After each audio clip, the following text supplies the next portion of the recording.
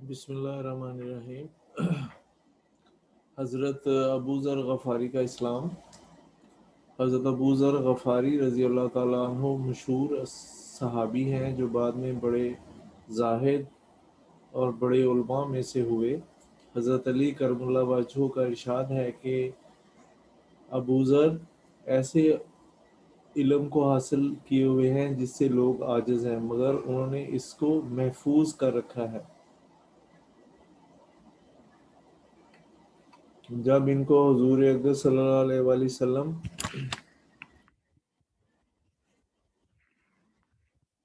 की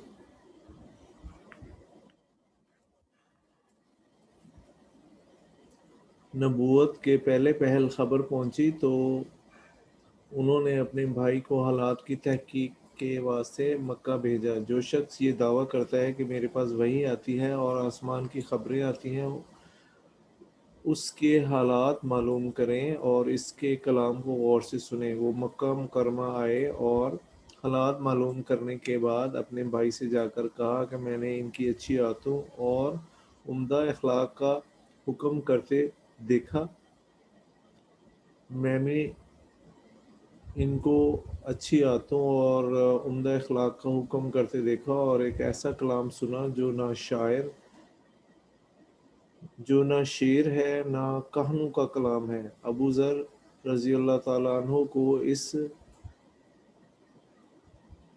मुजम्मल बात से तशफ़ी ना हुई। खुद समाने सफ़र किया और मक्का मुकरमा पहुँचे और सीधा मस्जिद हराम में गए। हुज़ूर सल्लल्लाहु अलैहि वसल्लम को पहचानते नहीं थे और किसी से पूछना मसलहत के खिलाफ समझा और शाम तक इसी हाल में रहे। शाम को हज़रत अली करमल्ला वाजह ने देखा कि एक परदेसी मुसाफिर है। मुसाफिरों की, गरीबों की और परदेसियों की खबरगिरी, इनकी ज़रूरियात को पूरा कर रहे इन हजरात की घुटी में पड़ा हुआ था, इसलिए इनको अपने घर ले आए, मेज़बानी फरमाई, लेकिन इसके पूछने की कुछ ज़रूरत ना समझी कि कौन हो, क्यों आए हो। मुसाफिर ने भी कुछ ज़ाहिर ना किया। सुबह को फिर मस्जिद में आए और दिन भर इसी हाल में गुजारा कि खुद पता ना चला और दरियाफ्त किसी से किया नहीं। गालिबन इसकी वजह ये होगी कि हुजूर सल्लल्लाहु अलैहि वसल्लम के साथ दुश्मनी के किस्से बहुत मशहूर थे। आपको और आपके मिलने वालों को हर तरह से तकलीफ़ें दी जाती थी। इनको ख्याल हुआ कि सही हाल मालूम नहीं होगा और बदगुमानी की वजह से मुफ्त की तकलीफ़ अलहदा रही। दूसरे दिन शाम को भी हज़रत अली रज़ी अल्लाह ताला अन्हो को ख्याल हुआ कि परदेसी मुसाफिर है, बज़ाहिर जिस गर्ज के लिए आए वो पूरी नहीं हुई, इसलिए फिर अपने घर ले गए और रात को खिलाया सुलाया, मगर पूछने की इस रात को भी नौबत न आई। तीसरी रात को फिर यही सूरत हुई तो हज़रत अली रज़ी अल्लाह ताला अन्हु ने इरशाद फरमाया, तुम किस काम से आए हो, क्या गर्ज है? तो हज़रत अबू ज़र रज़ी अल्लाह ताला अन्हु ने अव्वल इनको कसम और अहद पमा दिए और इसके कि वो सही बताएं। इसके बाद अपनी गर्ज बताई। हज़रत अली करमल्लाहु वजहू ने फरमाया कि वो बेशक अल्लाह के रसूल सल्लल्लाहु अलैहि वसल्लम हैं और सुबह को मैं जब जाऊं तो मेरे साथ चलना, मैं वहां तक पहुंचा दूंगा, लेकिन मुखालफत का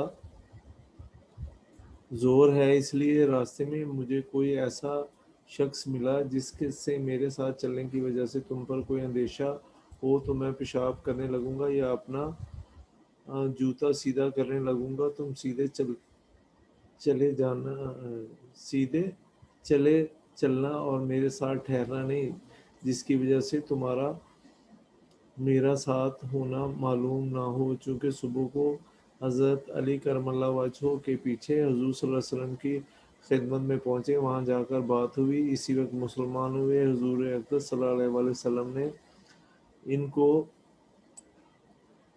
तकलीफ़ के ख्याल से फरमाया कि अपने इस्लाम को अभी ज़ाहिर न करना, चुपके से अपनी कौम में चले जाओ, जब हमारा गलबा हो जाए इस वक्त चले आना। उन्होंने अर्ज़ किया, या रसूलल्लाह, इस ज़ात की कसम जिसके कब्ज़े में मेरी जान है, इस कलमा तौहीद को इन बेईमानों के बीच में चलाकर पढ़ूंगा। चूँकि इस वक्त मस्जिद हराम में तशरीफ़ ले गए और बुलंद आवाज़ से अशहदु अन ला इलाहा इल्लल्लाह व अशहदु अन्ना मुहम्मदन اشہد ان لا الہ الا اللہ و اشہد ان محمد رسول اللہ پڑھا، اور پھر کیا تھا، چاروں طرف سے لوگ اٹھے اور اس قدر مارا کہ زخمی کر دیا، مرنے کے قریب ہو گئے۔ حضور صلی اللہ علیہ وسلم کے چچا حضرت عباس رضی اللہ تعالیٰ عنہ، جو اس وقت مسلمان بھی نہیں ہوئے تھے، ان کے اوپر بچانے کے لیے لیٹ گئے اور لوگوں سے کہا کیا ظلم کرتے ہو، یہ شخص قبیلہ غفار کا ہے اور یہ قبیلہ ملک شام کے راستے میں پڑتا ہے اور تمہاری تجارت وغیرہ اس ملک شام کے ساتھ ہے، اگر یہ مر گیا تو شام کو جانا آنا بند ہو جائے گا۔ اس پر ان